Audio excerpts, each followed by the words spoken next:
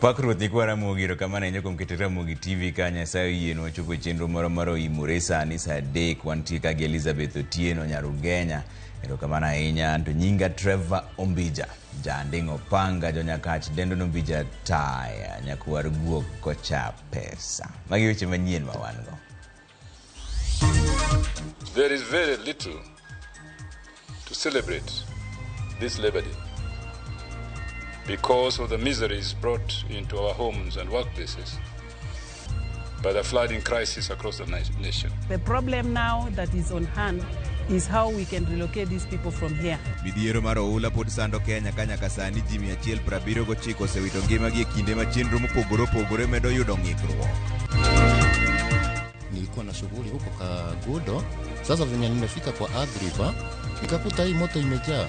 Oula mokwako boma ma Nairobi kod aluorane bang' koth manyoro kelo kethruok mar mwandu kod daro moko kuom jodak. Nawauliza madaktari wetu warudi kazini, mambo tutarekebisha. Jo-Kenya odhialo nyasi mar Labor Day ka jatend Kenya William Ruto jiwo jochiw thieth mondo dog e tich ni mar sirikal oseloso thoth dwachgi.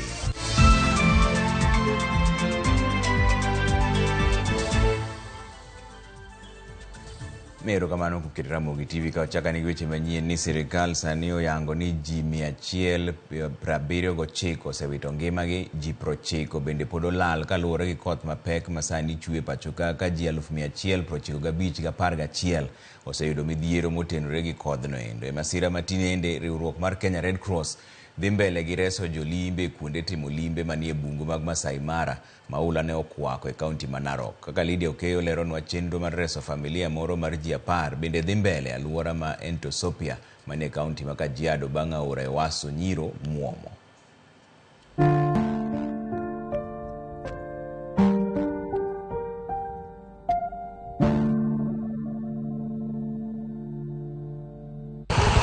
Kaluwore gi ripod piny owacho e midhiero ma koth mapek osebedo ka kelo e pacho ka, ji 10 osewito ngimagi e thuolo mar seche 24 mokalo, kama koro kelo kwan mar ji duto ma osewito ngimagi nyaka 174. E kwan ni 15 gin nyithindo kaachiel gi jomadongo maromo 164. Ji 20 olal e seche 24 mokalo, kama kelo kwan mar jogo ma oselal nyaka 90, ka ji 125 oseyudo hinyruok kendo dhi mbele gi yudo thieth e pacho ka. Kwan familia ma oula osedar e mier gin 31,341 ka ji 195,11 oseyudo midhiero ma ikelo kod koth mapek ne. Koth mapek ma osebedo ka chue pacho ka osekelo midhiero ne oganda, yore kod mwandu medo kethore. Chenro mag limbe bende osebedo kod ng'ikruok ka oganda mathoth bende oula osedaro e miechgi. Kaluwore gi riwruok mar Red Cross, ji 61 oresi kuonde timo limbe 14 e gwenge Matalek manie bunge mag lemo Masai Mara e kaunti ma Narok bang' pi oula dino negi. Chenro mar reso jotim limbe mamoko dhi mbele. E kuonde timo limbe mamoko, hema kod mwandu mamoko ne oula oywero ka olalo matudo Mara Triangle kod The Greater Mara bende ne oula oywero. Matimore ka familia moro mar ji 10 gwenge ma Entosopia bende omoko e dalagi bang' aora Ewaso Nyiro muomo kendo pio la donje dalagi. Maji inaendelea kuhatarisha maisha yao na hasa wakati wa usiku. Kwa hiyo ningetaka kuambia waangalifu na waondoke katika sehemu wako, waende sehemu za juu na pia waweze kupokea ambao wanakuja kuwasaidia. Riwruok mar Kenya Red Cross no temo tiyo gi kalapapla e reso familiano mar jaduong' Julius Nyerere, kata kamano ndegeno ne ok nyal piyo kaluwore gi yiende modongo e dalano. Kalapapla machielo mar Letori Lodge bende no temo chopo e dalano, kata kamano ne ok onyalo. Tuliweza kuokoa wageni ambao walikuwa wako kwa hizi macamps karibu 40 na wote wako sawa, hatujapata vivo yoyote. Jaduong' gweng' ma gweng'no lero ni koro gitemo tiyo gi jogo abal mar neno ka bende ginyalo chopo e dalano kendo reso familiano, kaluwore koro nitie ni tudruok kod kidek ng'adore kaluwore gi onge mar stima ma ginyalo chojo godo simbe maggi. Familia more gweng' ma Kapar Magai e kaunti ma Elgeyo Marakwet odak gi luoro bang' neno ranyisi mar senyruok mar lowo machiegni gi dalagi, ka bende giywago yiende manie kind sirni mag stima makirik gore piny kendo kelo masira. Kiko kambi mar Kenya Power moromi odonjre wachno. Tukiona hii miti Kenya Power wenyewe walikuwa wameona na hawajatoa. Alafu tena wakati iliponyesha Mvua ndio hiyo iliharibu, landslide imeanza. Makosa sio ya miti, makosa ni ya maji. Maji imekuwa mingi mpaka sasa udongo imeanza kuwa nyepesi. So saa yote miti inaanguka. Hii miti ya pawa ndio mbaya zaidi kwa sababu ya stima. Unajua stima sasa, hii miti inakaribia kwa waya ya stima na transformer iko karibu. So tunaomba ya kwamba serikali waingilie kati. Duol marango weche magapaya Kenha oyangonia paya maya Kedong Ranch kadhi suswa idilor kuom seche 12 mabiro mar chiwo thuolo mar golo siki kod kite maula no le apaya no ka oganda kori kwaya mondo mi otigi apaya manarok mau kod karicho mau e gweng' Makanzalo sublocation makikambwani mantiere Kangundo. Jaduong' moro ma jahigni 85 ito ngimane banka ula no ywero ode kaluwore kod koth mapek magoyo gweng' no. Asubuhi saa 12 asubuhi niliitwa na mmoja wetu, akaniita hapa, nikaenda nikaangalia, nikakuta kama mzee ameangukiwa na nyumba. Sasa jiko yake ndio iliangukia nyumba, alafu nyumba ikamgonga huko ndani. Mzee alikuwa anaishi peke yake wa nyumba yake, na nyumba yake wakati mvua iliponyesha usiku kucha ikabomoka baada ya kuwa na unyenyevu mwingi wa mawe. Na hiyo ndio inaonekana ndio ilitokeza kuanguka kwa nyumba yake ambayo ilimwangukia na ikamuua. Riwruok mar jopuonj mar Kupeto kwa migao mar somo kod piny owacho mondo neni skunde maula oketho losi kapok oyaw skunde ka bende gidwaro mondo migao mar somo ochiw lendo mar dokie skunde esa mowinjore. Lydia Okeo, Ramogi TV, Nairobi. Chenro mag wuoth bedo kod ng'ikruok e moko kuom apeyni manie buore Nairobi kae kod alwora kaluwore gi koth mapek manyoro ne ochue. E kuonde dak mamoko kaka Kitengela bende ne oyudo midhiero mar oula kendo miyo jopiny odar ka iresogi gi apisas mag Kenya Red Cross. Jafwambo marwa Joyce Oduor ni kod lerno. Okinyi mar tich adek, jodak e boma ma Nairobi ochiew kod buok maduong'. Buok kaluwore kod pi oula mane okel kod koth mapek mane ochwe otieno kendo pong'o moko kuom apeyni madongo. To ken apeyni kende, pi oula bende omonjo jodak e kuonde dak mopogore opogore e boma ma Nairobi kendo kelo lal maduong' ne jopiny. E kar dak ma Kitengela, familia mohewa par sani koro dong' maonge kuonde jot tok pi donjo e utegi kar saa 9 mar otieno ma piny orugodo kawuono. Jodak ma New Valley, Chang'ombe, Balozi kod Baraka emoyudo midhiero maduong' ahinya to ka ora moro mayudore e gwenge go muomo. Kaluwore kod meneja mar municipal ma Kitengela, Josephine Sane, gisereso familia maderom 100 ka jodak moko bende yuago kethruok mar mwandugi. Wameadhirika lakini hatujapata kufikia sasa maafa, lakini tumeokoa watu, tumepata board kutoka kwa Red Cross, tumetoa kina mama, tumetoa watoto, tumetoa wanyama kama umbwa, na kufikia saizi hizi shughuli zinaendelea. Tunaenda pande ile ingine ya Baraka Road. Naomba tu serikali ya county itusaidie kupandisha hii bridge ya Barosi Road.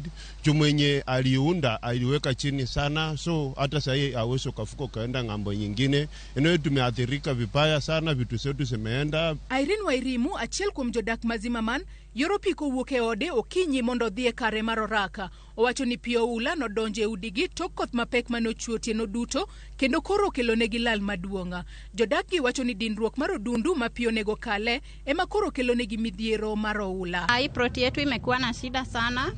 Kukinyesha hata ndo inakuwaga ya mwisho, sijui drainage zimefanya nini. Tumebaki bila makao sababu maji imekuwa mingi, vitu zetu zimeharibiwa na maji. Ukweli maji imetulemea, vitu zimeharibika. Mimi hata niko na duka ya kuuza electronics, zimeharibika zote. E wang'apaya ma Eastern Bypass Kamakis, chenro mag wuoth obedo kod ng'ikruok to ka ora moro mayudore gwenge go muomo kendo dino nyabatha paya konchiel.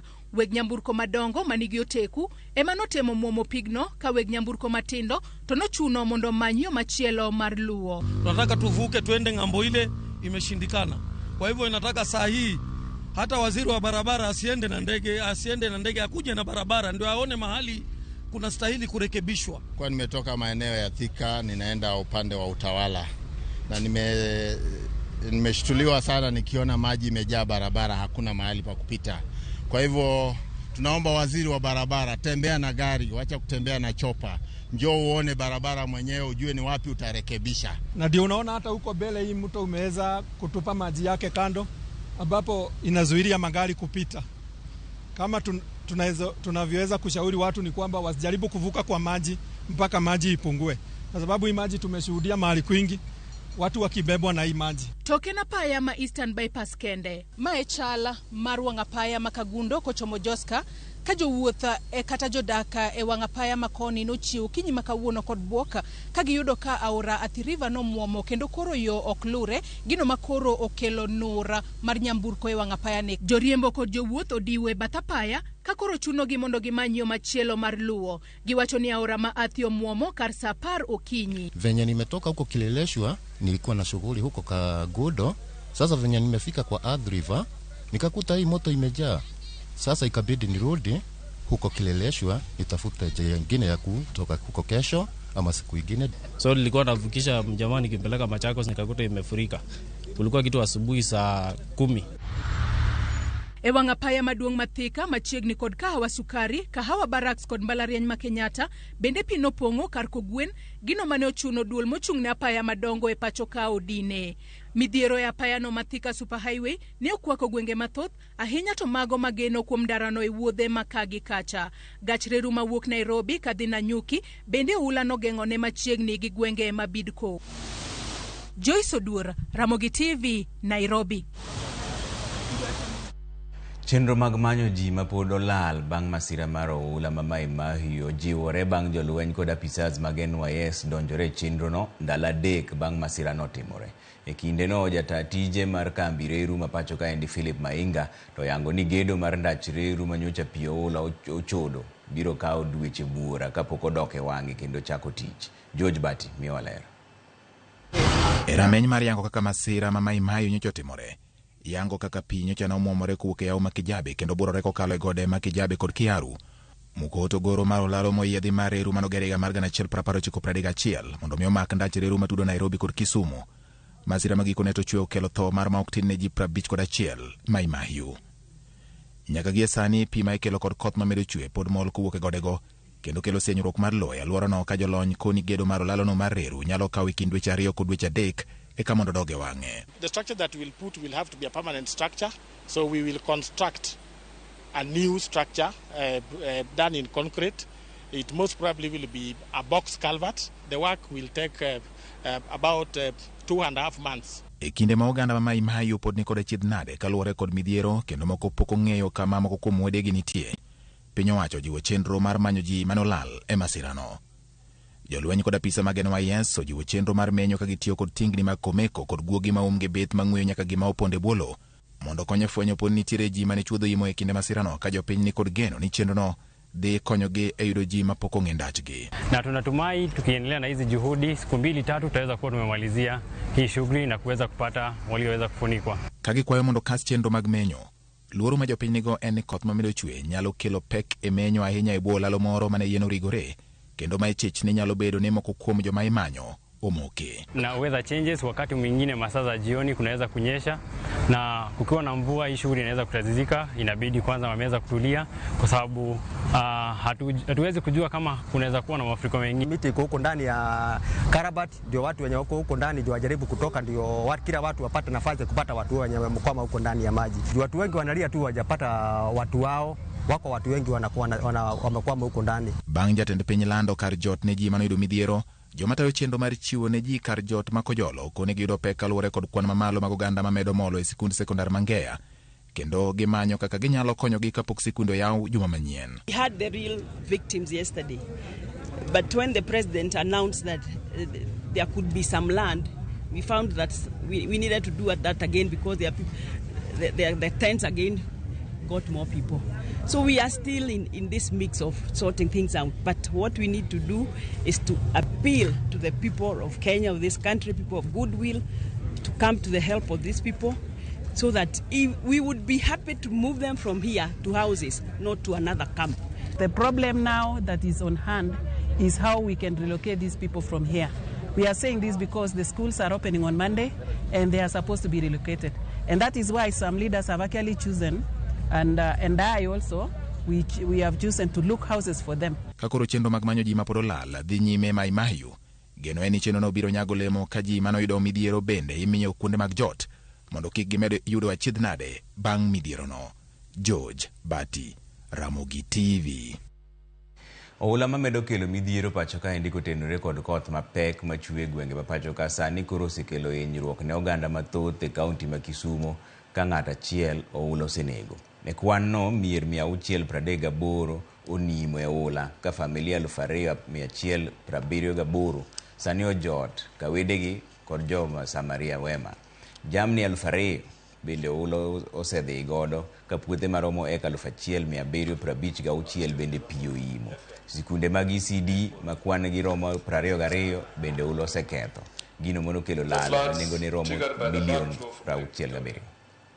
And water from swollen rivers in our county have affected 14,060 people across the 8 sub-counties. A total of 1,756 acres of farmland and crops in the low-lying areas have been destroyed in the 8 sub-counties with an estimated cost of 67.81 million Kenyan shillings. We need therefore to appeal to everybody, and I mean everybody, for help. First, short-term help. We appeal to well-wishers to come up and help us assist these displaced families. Anyone with food, non-food items, and cash donations should contact the Minister for Public Service, County Administration, and Participatory Development, Ms. Judith Oluoch. Those with financial donations should send through our emergency account number as follows. Paybill number 552800. Account number 0154154780001. Midhiero mar tuoche ma ikelo gi pi sani koro kelo luoro ne familia mathoth ma ojote kambi bang' pi oula darogi e miechgi. Familia go ni kod luoro ni tuoche nyalo nurogi kaponi sirikal kod migepe mamoko okoresogi gi chenro mag thieth. Jafombo marwa Ali Abich ni kod ler. Skund primar mosodwe ka chudubura makara chuonyo osebedo ka jot mar familia maromo 580 kuom jombe 2 sani nyaka ne pio oula riembgi e miechgi e kambini gi kale midhiero mopogore kama oting'o tuoche mamonjogi kaluwre gi pige masani koro pongo gwenge makono kendo giywak ni poni okorang magi malong'o to gibro medo hinyore kambi kama gi joteno. Pi manwa modho nok en pi maler. Ne nyithindo diewo, jomadongo ne diewo. Mosebedo kwa chandre ka watemo ler tok nyalre. Gipigni okelo malaria mang'eny yakotosa jodalawa. Mano chandruok manyo wan go kabisa nikech thieth bi nyonge. Kambini mag jote gi nyithindgi tuoche ma opogore osebedo ka imogi kanok mag yedhe bende gin go kendo kata wuok e kambini ka gidhi manyo thieth bende ok yot. An go hospital machiegni miluongo ni Chua dispensary to konyal bedo mondo okonyal chung motegno mondo orit jowa madhi 500 gi wiye manie pi. Ne wawinjo ni gisebedo kae chakre tarik 10 dwe mar 4 to en wach malich ahinya. Koro jowadwa waluongo uduto te mondo wariw wanywak kanyakla mondo mi wakony jowa. Kaluwore gi pek e chenro mag thieth masani koro familia go nigo e kambi mag jote ni hospital mar Berils Medical Center ka omakore gi riwruok mok mar piny owacho ma ong'ere ni God Will Provide ne ochwalo negi thieth nono maonge chudo kendo ne oyangore ni tuo mar malaria kod mar typhoid ng'eny e kambi no. We have seen like 500 people. We are going to treat them today. Most of the condition, the highly prevalent condition here is malaria, both affecting the pediatrics age, the children, and also in adults. We also have seen other cases. We have typhoid, which is I am associating it with it's a waterborne disease. They're not even able to access safe water for them to drink. So that is what is bringing all that. There's also other diseases. They have chronic illnesses, patients who are suffering from hypertension, other people who have diabetes. Gimachielo mantie kama nyaka wawuoye gi sirikal en ni wan gi mine mayach to mine gi ok yud clinics pok ginwang'o thieth kaluwore ni onge kuonde thieth man machiegni to mar ariyo dakteche bende ogomo. Koro iyudo ka samoro kata ka opim rembgi iyudo ka rembgi ni piny to ok gin gadier ni gidok giyudo thieth mane kendo ka gisewuok e camps moko ma chandruok pod nitie. Wan kaka Berils Hospital ok wanyal manage camps te, wanyalo manage camp achiel kata 2. Midhiero mar tuoche mamedore kaluwore kod pigi masani koro chido bende miyo familia ma ojote skund primar mananga e kaunti ma Kisumu bedo kod kibaje. Familia go kwayo sirikand kaunti no kod migepe ma opogore mondo chwal negi chenro mag thieth e kembe makoro gi jote. Banka pio oula kod pong' mar nam Lolwe darogi e utegi. udo pong pi mo kwanya kata wuotho waromo gi thuonde waromo gi mang'eny repe be wuotho oko kuchopa sa par repe chako oko serikal ine minya konyowa to konyo gi kwe okoyo to tek kodwa awa kwan ka serikal nyalo konyowa e yo moro amora aginyalo pongonwa pharmacy wagi ekigo gi yedhe moko mag machiedho tuoche mabiro gi weche pi diange konywa kaginya konyowa gi kendo kata mana onget moro nikech thothwa ne pi mako odonje matrese wa gongede wa Alia Beach Ramogi TV Homa Bay. Jadolo maduong' mar kanisa jokopere Papa Francis obedo kuyo gi lamo gi jo Kenya kinde ni maolo kwako Kenya. Papa Francis manondiko ote mbui mare mar tudruok oyango ni olemo ne Kenya kinde ni maji osetho kendo mwandu bende osekethore aula ma okwako piny. Bendo kwayo ji duto mondo ket Kenya lamo e kinde makamagi mag masira.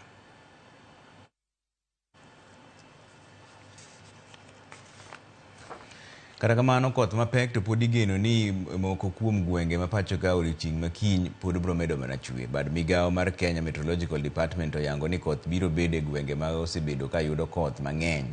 Magi gin kaka gwenge mag ni alwora mar Nam Lolwe kaka Siaya, Kisumo, Homa Bay, Migori, Kisii, Nyamira e kind mamoko. Koth mapek bende dhi nene e gwenge mag hoho mar Okak, Masawa mar Kenya, Ugwe, Nyanduat kod counties moko ni e alwora mar Nam Chumbi. Koth biro chwe seche mag okinyi e moko kuom gwengego ka kuonde moko to dhi bedo gi koth mar dier odiochieng' kod seche ma otieno bende.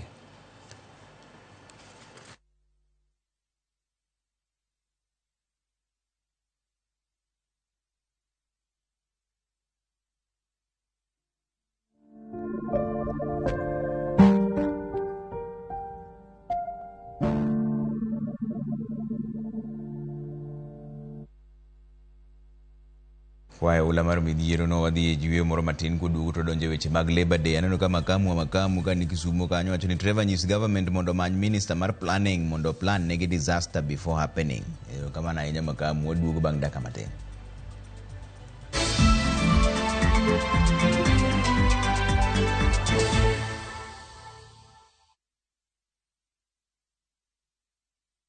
Hi there, I'm your new friend Panda from Paokwa. Come along for our adventure today as we take you through the Hummingbird Tales. Kim and I are going on a camping trip with our Scouts troop. But first, Tilly, AJ, Kim and Pendo will explore some inspiring African stories. We will learn together about Dr. Rachel Masake. Can I ask you what you are good at? Maybe you can draw or run the fastest in your class. The little ones of all ages will continue learning as they watch the best content on the go only on Viusasa. There is so much to explore.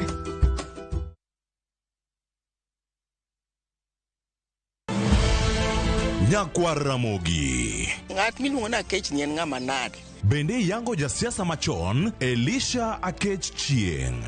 Uhuru Kenyatta, Olorua TV, Raila Wanma TV Nyago, Ayaya TV, Ramogi TV chuti malingling mar Akech Chieng e paw siasa kod tiende. KANU noyiere kaka one of the disciplinary committee. Mondo yud mathoth, tudri gi Walter Nyambaga e chenro mar Gin Kanye. Chieng' tich ang'wen jumani, saa 3 otieno. Kik bai.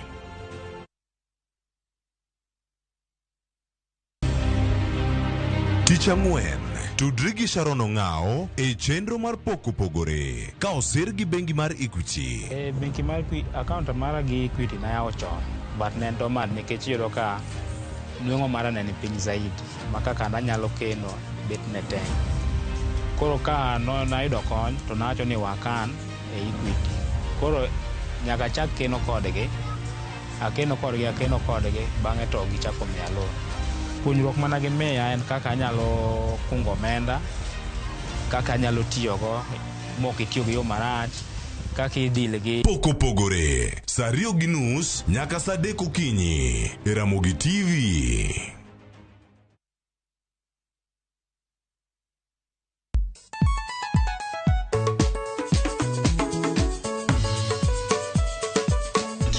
Teacher Beach, kochakore saa 4 wakelo ni ngoma mobedo piny design makare. Ramogi TV biro kanyakla kaachiel kod Ramogi Radio kama bende stima riwore kod pi. Yawanya wauntie kikubed mabor nyaka Ramogi nikech kae e kuma yudo gik mamit kabisa e Ramogi Night Disco. Romani Ninja the Entertainer wajo maintain your position.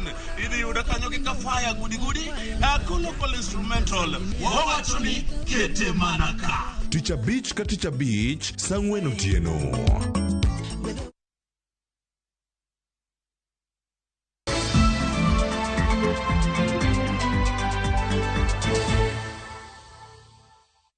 Kamano kukete Ramogi TV kani jatend piny Kenya William Ruto golo chik ne aput mochung' ne meto mar osara mar jotich mondo med jotich ma piny osara gi atamalo 6.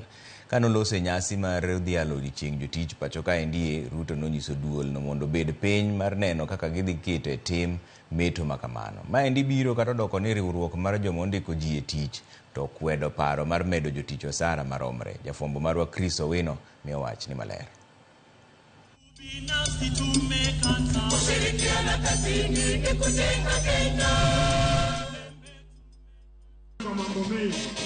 E nyasi mar dhialo odiechieng' jotich mar 59 e lap ma Uhuru Gardens e buore Nairobi, jatend piny William Ruto opong'o chondo mag jotich bang' golo chik ni jotich machamo osara mapiny mogik omedo osara gi atamalo 6. Nataka sasa nimwambie waziri wetu wa leba aite kamati ile inahusika na waketi chini, minimum wage tuongeze at least minimum by 6%, na mutaniambia vile hesabu hiyo itafanyika. Motelo ne lendo mar jatend piny, geno mar jotich mar yudo meto mar osara ne ochako bedo mamirimiri bang' jakom riwruok mar joma ondiko ji tich pacho kae Jacqueline Mugo wacho ni onge chik matayo medo jotich duto osara maromre. Wach makamano okelo gwenyruok mar paro e kinde kod jagoro mar kotu Francis Atwoli ma okawo chung' motegno ni jatend piny kod teko mar medo jotich duto osara maromre. The workers are struggling with a reduction in their take-home pay, but the reality is that there is no legal framework that supports general wage increases in Kenya. This, in fact, would negate freedom of enterprise. The determination of wage review beyond the minimum wages that we often discuss, which are set by the state, is done through negotiation of collective bargaining agreements or at employment contract level. Everything that the president akikusalamia jambo, that is law. That is law. Usifikiri utaenda kutafuta law ingine pale ingine. So wacha tupeleke president pole pole na tumwangalie, tumchunge na yeye atatuchunga. Na tunaomba yeye atupatie 22.5% or whatever he has put in his pockets. Ama tena nimesema vibaya. Kalore gi mano, jatich mapiny mogik rodhi chamo osara ma shillings 18,000 dwe ka dwe poni okete tim lendo makamano. Jatend piny bende ogoyo debe ne chenro mare mar tero jotich e pinje ma oko kaachiel gi gero udi ma nengogi ogonyore kaka yo mar tieko midhiero mar onge mar tich. As I talk to you today, we have 140,000 young people who were not working last year, but they are working this year in our housing program. As I talk to you today here, we have another 120,000 young people in our TVETs, in our ICT hubs today who are earning salaries, who have a job, a digital job, 120,000 who did not have that job last year. Ewi chal mar uchumi, Ruto odok ne serikal mare kuom keto okenge maber mag bero uchumi, gino ma oseduoko piny nengo mauta, nengo chiemo, kaachiel gi tego siling mapacho kae. Niliwaomba munipatie nafasi kidogo nipange mambo. Vile mambo yalivyokuwa mwaka uliopita sio vile yalivyo sasa. Dola yetu imekuja mahali mzuri, gharama ya chakula imekuja mahali mzuri, ile interest rate imeanza kuteremka chini, mafuta pia imeanza kushuka chini, Ile kitu tu bado iko juu ni makelele ya siasa. Tunataka pia hata na hiyo ikuje chini. E gino ma inyalo wacho ni en duoko joma osebedo kasaye kuom jwang'o jotich, jagoro maduong' mar kotu Francis Atwoli owacho ni lony mare maradhai e weche mag jotich en gweth maduong' ne piny Kenya. In my own union this year, I signed more than 44 CBAs to cushion workers from the cost of living. And some say Atwoli, amekaa tu pale, hii mzee. Ni mzee wa ujuzi, mzee wa kisasa. Kata odoko ni jatend piny William Ruto ogolo chik mondo omed jotich osara gi atamalo 6. Chik makamano inyalo mna keto e tim poni opodhe kod aput moyiedhi mochung'ne ng'iyo osara mag jotich. Chris Owino, Ramogi TV, Uhuru Gardens, Nairobi. Jatend piny Kenya William Ruto nyiso lakteche kod jochiw thieth mamoko mondo doge tich kendo were kod ng'anyo margi. Ruto mane olose nyasi mar Labour e alap ma Uhuru Gardens wacho ni sirikal osetimo manyalore mar chopo dwach laktechego kendo kowinjore gidhi nyime gi ng'anyo. I want to appeal to the government and the doctors to give social dialogue a chance to resolve the ongoing strike by the doctors to alleviate the suffering of Kenyans. Hali ya madaktari wetu, clinical officers, saa ingine usiku hatulali, Your Excellency. Tukisema tutafuta njia gani mwafaka, which route, hiyo tunakuachia Your Excellency. Jacqueline Muga amesema tunakuachia. Tumeweka kwenye meza yale serikali iko tayari kufanya. Kati ya mambo nafikiri 19, serikali imekubali mambo 17. Imebaki 2 kwa sababu haiwezekani kwa mambo ya fedha, na wauliza madaktari wetu warudi kazini. Mambo tutarekebisha, uchumi tutazalisha, na kila mtu atapata haki yake tukisonga mbele. Riwruok mar jopuonj KUPPET onyiso sirikal mondo rang matut ratich jopuonj mag junior secondary kata JSS mosebedo ka yuago weche mag ndiko margi e yo ma ongirore kata permanent and pensionable. KUPPET wacho ni kaka weche chalo sani to kod chik mar doho chalo ni jopuonjre dhi yawo skul ka onge japuonj mar JSS ma sani osebedo ka nie ng'anyo kendo yuago ratichgi. Jatelo mar KUPPET nolosi nyasi mar Labour Day mane obagi e Uhuru Gardens. Nocha gisewacho ni 26,000 kuom jopuonjgi nonego be ni ndiko e budget manyien nindi ka higa mar 2024 rumo. Ginyalo biro gi wachno chien gimi jopuonjgo barupego chon to ginyisgi ni puonjwa puonja to wabiro keto permanent and pensionable ko higa orumo. Nikech ka ok gitimo kamano to kaka koto wacho kendo neno ka rais bendo wacho ka ni court orders onego be ni ji obey. Teacher Service Commission dhi obey court order. To yo ma ginyalo disobey go court order ok en mani mondo giwach ne jopuonj ni koi giyie to gipuonj kaka volunteers. To gimigi barua mokwongo manyiso ni gimbe gi mean business ni ka igorumo tibiro nikigi. Jopiny bende ogolo paro mopogore kaluwore gi nyasi mar Labour ma higa ni nyasi ma bende biro e kinde ma rochruok pod ogoyo tach e sectors mag piny owacho kumoting'o sekta mar thieth, sekta mar wuoth, sekta mar pur kod sekta mar somo e kind mamoko. Winjane kaka jopiny ne loso. Gimoloso wach Labour kawuono aneno kotiyo maber. Aneno ka maisha sani chako dok. Sani ji chako tiyo maber. Adoka kamano maisha chaka maber kich vijana onge tich kata wach housing no okel Kisumu ka vijana nyalo nuango tich. Kulingana kaka rais no wuoyo sani amini serikali ni tek. Kulingana kaka weche timore mang'eny Kenya kae sani dakteche ogomo iwacho ni pesa onge to pesa midwa medre jomoko gi pesa mogo dwa kanye. Mana gimotamo wang'wa sani. Koro konyalo yie kod gima jatelo wacho ni oloso komiti moro ma dhi medwa gimoro waonge hope serikal ne. Koro nwakwayo ni konyalo winjo ywakwa to duoknwa dakteche makonyowa kich wan waonge nyalo ok wanyal dhi kata loka ok wanyal dhi kamoro amora.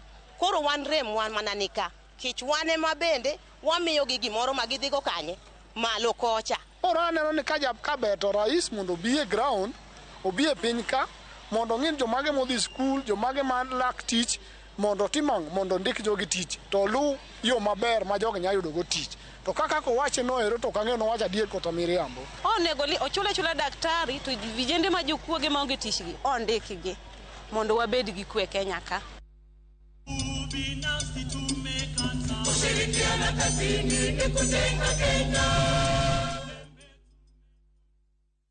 Apisas adek mag Dech Kenya miluongo ni NCPB manyo maki odhiambo manyoro ewi mibadhi mar mbolea mabandia igeno chwali e doho kiny tich ang'wen.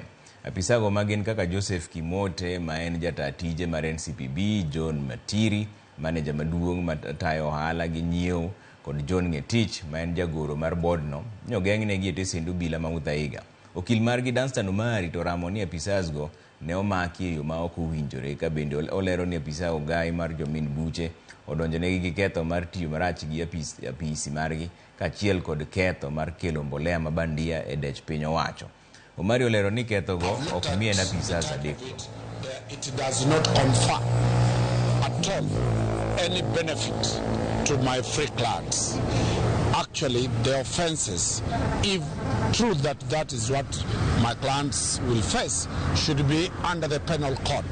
It does not have anything about the Ethics and Anti-Corruption Commission. MCAs ma Migori oyiero MCA ma Kaler miluongo ni Thomas Akungo kaka spika ma Kojole seche ma spika mane othich oko Owino Likowa to bende noyudo fuong'ruok bang' doho golo chik matamo od bura ma Migori yiero spika manyien nyaka tiek winjo burano. Juma miwaler. Od burano ma Migori chieng' manyoro ne oyiero MCA no ma Kaler Thomas Akungo kaka spika mar Kojole mar od burano e seche ma Charles Owino Likowa man MCAs ne othulo oko e komno mar spika juma mokalo pod dhi nyime kod kedo yor doho. Wabedo piny ma wayiero Mheshimiwa Thomas Omundi Akungo ma member mar Kaler mondo mi obed acting speaker marwa mondo mi operations kata weche mag assembly kik chung nyalo dhi mbele ka warito chieng' moro yiero speaker ma chik bro wacho. As a majority whip, we can't stop members for what they have decided. Akungo ne oyier kaka speaker ma Kojolo bang' jalup speaker Matthews Chacha mane oketi kaka speaker mar Kojolo bang' Likowa ne owit oko. Bende ne doho golo chik matame bedo speaker no mar Kojolo nikech kes mentiere godo e doho. Ne wayudo communication kata dimbo wach koa kuom speaker, acting speaker mane wayiero Honorable Chacha David Matthews ni kaluwore gi weche manie court, ne court ochiwo order ne okonyal dhi mbele act kaka speaker marwa mar County Assembly ma Migori. Kuom mano kaka jo MCAs ma Migori County Assembly chik dwaro kolore gi pend chik namba 178 kare mar 2 ni ka acting ka speaker onge to members nyalo yiero achiel kuomgi mondo bed kaka acting speaker ka irito yiero mar speaker chieng' ma chik bro yie ni mondo mi oyier. MCA ni Makaler masenen speaker ma Kojolo ema nochwalo twak man nothicho oko Owino Likowa kaka speaker mar burano. The motion that I even tabled here was done by all of us. It was a collective issue. The issue that we are also that's affecting us here also collective. MCAs bende ne oketo lokruok e tend board mar od burani ma Migori. Lokruok ma oketo od burani ma Migori biro e kinde ma jang'ad bura e dono ma jotich ma Kisumu Stephen Radido bende koro golo chik matamo od burani ma Migori yiero spika manyien nyaka kes ma ochwal kod Owino Likowa koro winji. Kes ni ma ochwal kod Owino Likowa mamanyo resruok ka owuok kuom doho ma jotich ma Kisumu idhi chak winjo tarik 13 mar dwe mar 5 mar higani.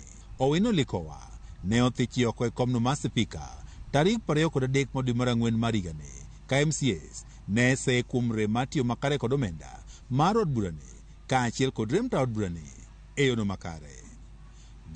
Juma, Ramogi TV, Migori. Mosenindo Lieutenant Colonel Sawe manowito ngimane masich ndek kalapapla manoweyo ka apisas 10 mag KDF koting'o jamadar Francis Ogola owito ngimagi oiki kawuono e dalane ma Sarora manie kaunti ma Nandi. mosenindo sawe oyuak kaka jal mane ochiwore ne tije kendo ne odonjore tije mag dongo oganda mag kopogore kod bedo e ongala manyime iketo arita ma pacho kaendie. Jogo mane ochopo hik no okwayo sirikal mondo kik dog chien iketo kenge mag tieko lwenje mag jonjore mane gweng' ma Kerio Valley ma osekawo ngima ji mathoth. Mosenindo weyo jaode Priska Sawe kod nyithindo 4. Yeye alikuwa ameenda kutekeleza pamoja na wakubwa wetu ambao walikuwa wametwikwa jukumu ya kuenda kufanya wakati walipopewa hiyo kazi, tutaikamilisha.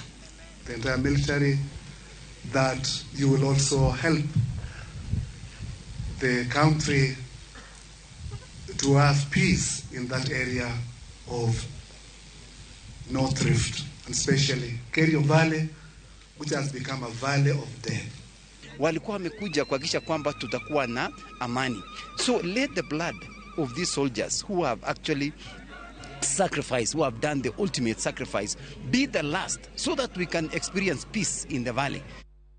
Johala kod jopiny mawasi owuok oko kendo kwayo jotelo manigi yiero mondo konygi loso thoth apeyni maluora no kachiel kod chiro magiyango ni olil, to jochok usuru manyawawa bende ok migi thuolo mar yweyo.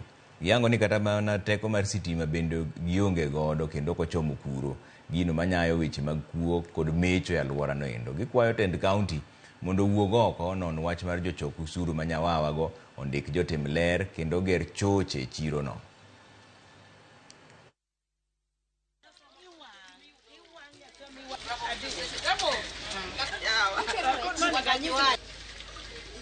Wan gi chandruok awasi, chiro no gernwa mondo wadanja to noter joreche chiro moro iye koni. Chiro no onge cho, chiro no onge rangach, chiro no ji piele iye, kaka wachiem onge. Watagore, do tamwa ugolwa kae, uterwa chiro marach iye koni. Wawinjo marach, nyongo konywa, kura to ne wachiwo waduto. Watagore. Kosto waka moko boket ka maya jo mine mause awase ka. Koro kangeni nyongo kano ndiko ji. Nitie jok mano keta ni MCA kwanye chiro to keto juogo kwang'eyo. Koro an koka wuoyo gi mheshimiwa Morris Otieno Ngeta gi Jared Okelo. Yore wan koka jawasi waonge yore kuonde mwaringe. Winjo ba winjo ni dwaro ni kia mondo mi juoge okang'eni samidwa juogo ni loso nwang'o. Chiro ni olil. Odwa ni mondo oyweyo bed chiro maler. Skundwa mar Pala nigi sida mang'eny, akia ni MCA, akia ni MP monego bed ni konyowa. Nyithindo ni marach, sani yawo sikunde, cho onge Pala. Nyithindo onge gi choto skul idhi yawo, jo health nyalo loronwa sikul sa asaya. Ewa kwaja sirikal mora mora mochung' ne area ni manyalo konyowa Pala mondo kaka iloso yor cho ma Pala kapok olornwa sikul. Kanyo ema konyonwa nyithindo. Erokamano ahinya wadhi yweyo moro machuok to aneno kuro ote wari 3:600 waneno ni Ramogi TV maler ago mos ne joma pi odaro en wach miwuoro walamonegi mana Nyasaye ma Pastor Muindi Otiche mar gemo nyinyore. Awinjo malit kaka pi nego ji duto wawene Nyasaye mada an Diana kata min ji ariyo mar Kabuoch Karadeng. Eric Odemo kaya chunge Kanyamkago, Trevor Musna Aloyo Nyakigo wuod Kambuji. Trevor maendi ndalo giko, Nyasaye opar Kenya. Ochuka Laz mar UK mano Uyoma Kagwa.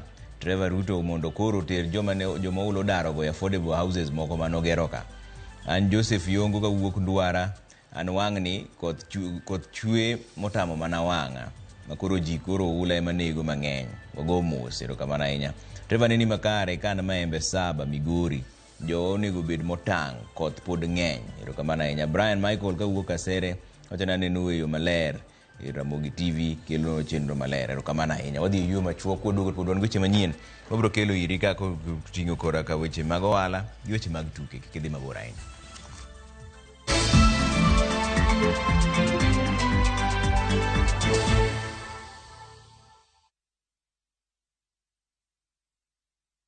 Good news! Price for bulk SMS have dropped to 20 cents per SMS. If you would like to communicate to your customers via SMS, NiText provides the cheapest bulk SMS rates. From only 20 cents, you can communicate to your customers affordably. To join NiText bulk SMS service, send the word SMS to 40984 and take advantage of the lowest bulk SMS rates in Kenya. Terms and conditions apply. Skiza chapa, ushinde. Ndugu yetu anapata shilingi zake 50,000. Musa Jakadala tukimpa tu. Si unaona? Hizi zote ni zako. Unasikiaje? Furaha mingi sana. Si ndio? Hebu wajuze kwa kamera tu ile pale. Ulifanyaje kupata 50,000 leo hii? Nilifanya ku dial star 487 star 3 hash.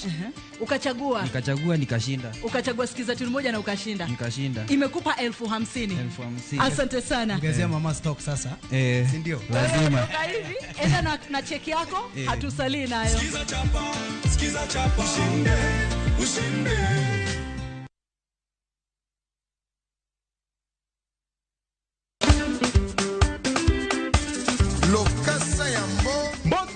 Malamu lungani Ninja the Entertainer. Lungai DJ Smollett le principal de la rumba. Nekwana mwenye wangu wacho nitud record wa chengeso ka chengeso kwa kelo ni chendro martie dead. Chakra safaga chia nyakasa achiel odhiambo. Kuma okelo ni thumbo bedo pink motivo. Edro.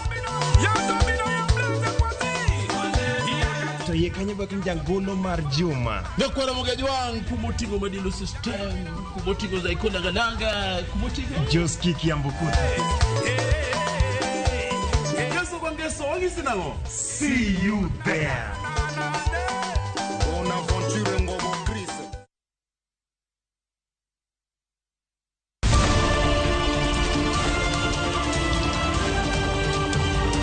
Piny koru torugi mage. Weche manyien. To chuny mbaka en nyiero, ywak kod muodo lak. Matwak kod duond jopiny. Nyakora Mugejong machiegni neno weche manyien. Ma en Rupiny kod mbaka oromo. E Ramogi TV.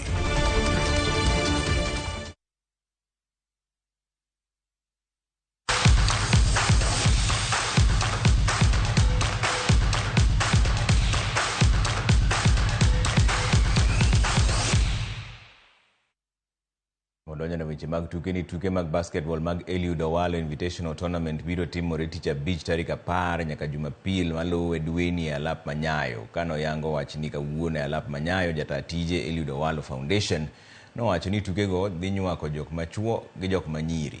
Timbe mabiro gocho korka chuo gin kaachiel gi KPA, Equity Dumas, Nairobi City Thunder, Ulinzi Warriors, USIU Tigers kod Strathmore Blades.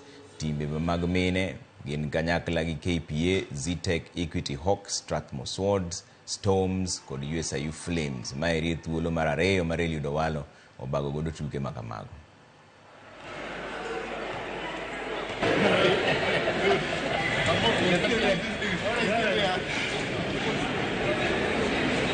The best tournament ever witnessed in the history of Kenyan basketball. So we are appealing to basketball fans to come in large numbers and watch the game starting Friday to Sunday next week. 300,000 for first position ladies. Runner-up men will get 200,000. So will be the runner-up for the ladies. And then third position will get 100,000 shillings. Team mar Borussia Dortmund ma Germany omedo jiwo rako motelo ne tielo mokwongo mar nus final motieno makawuono mar UEFA Champions League e kindgi kod PSG ma Ufaransa. Dortmund noloyo kombe no mogik higa mar 1996 kod 1997.